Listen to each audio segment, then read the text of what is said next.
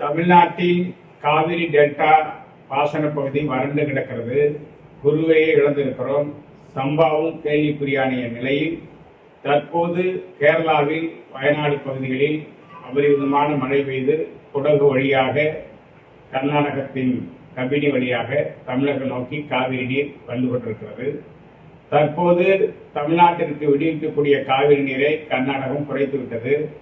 நேற்றைய தினம் காவிரி நீர் பங்கீட்டு ஒழுங்காற்று குழு நாள் ஒன்றுக்கு 1 டிஎம்சி வீதம் 15 தினங்களுக்கு தண்ணீரை விடுவிக்க வேண்டும் என ஆணையத்திற்கு பரிந்துரை செய்தது. ஆணையம் ஒழுங்காற்று குழு பரிந்துரையை ஏற்று உடனடியாக தண்ணீரை விடுவிக்க கர்நாடகாவிற்கு உத்தரவிட்டுள்ளது. இந்த நிலையில் கர்நாடக அரசு முதலமைச்சர் தண்ணீரை விடுவிக்க மாட்டேன் என்று உச்சநீதிமன்றத்தில் மேல்முறையீடு செய்திருக்கிறார். இன்றைக்கு தமிழ்நாடு போட்ட வழக்கும் உச்சநீதிமன்றத்தில் விசாரணைக்கு வரவுள்ள நிலையில் சட்டவிரோதமாக முழு அடைப்பு பந்து போராட்டத்தை கர்நாடக முதலமைச்சர் டி.கே. சிவகுமார் தூண்டுதலின் பேரில் கர்நாடக இன வெறியர்கள் இன்றைக்கு அந்த போராட்டத்தை நடத்துகிறார்கள். குறிப்பாக கர்நாடக மாநிலத்தில் இருக்கிற பொதுமக்கள், விவசாயிகள் முற்றிலும் இந்த பந்து போராட்டத்தை புறக்கணித்திருக்கிறார்கள். மேகதாட்டு அணைக்கு எதிராக அந்த கர்நாடக மாநில விவசாயிகள் ஒன்றிணைந்திருக்கிறார்கள்.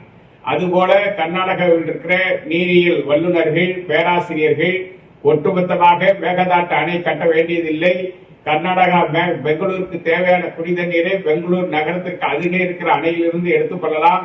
எனவே மேகதாட்டில் வனங்களை அழித்து புலிகள் சரணாலயம், யானைகள் சரணாலயத்தை அழித்து விட்டு மேகதாட்டு அணை கட்டுவதற்கு தேவையில்லை என்கிற கருத்தை வலியுறுத்தி வருகிறார். இந்த நிலையில் முழு அடைப்பு பந்து போராட்டம் சட்டவிரோதமானது என அறிவிக்க மத்திய அரசு முன்வர வேண்டும். டி.கே. சிவகுமார் மீது நீதிமன்றத்தில் உச்சநீதிமன்றத்தை அவமதித்து தமிழர்களுக்கும் கன்னடர்களுக்கும் இடையே இன உணர்வை தூண்டுகிற விதத்தில் செயல்படுகிற டி.கே. சிவகுமார் மீது தமிழ்நாடு முதலமைச்சர் உடனடியாக உச்சநீதிமன்றத்தில் வழக்கு தொடர வேண்டும் என நாங்கள் வலியுறுத்துகிறோம். ராசிமணலில் தமிழக கர்நாடக விவசாயிகள் ஒன்றிணைந்து ராசிமணல் அணை கட்டுவதற்கு பெருந்தலைவர் காமராஜர் அடிக்கல் நாட்டிய கிருஷ்ணகிரி மாவட்ட வன எல்லையில் அந்த அணையை கட்டுமான பணியை துவக்குவதற்கு தமிழக வெற்றி கழகத்தின் முதலமைச்சர் ஜோசப் விஜய் அவர்கள் விரைந்து விரிவான வரைவு திட்ட அறிக்கையை தயார் செய்வதற்கு முன்வர வேண்டும். அணை கட்டுமான பணியை விரைந்து துவக்குவதற்கு முன்வர வேண்டும்.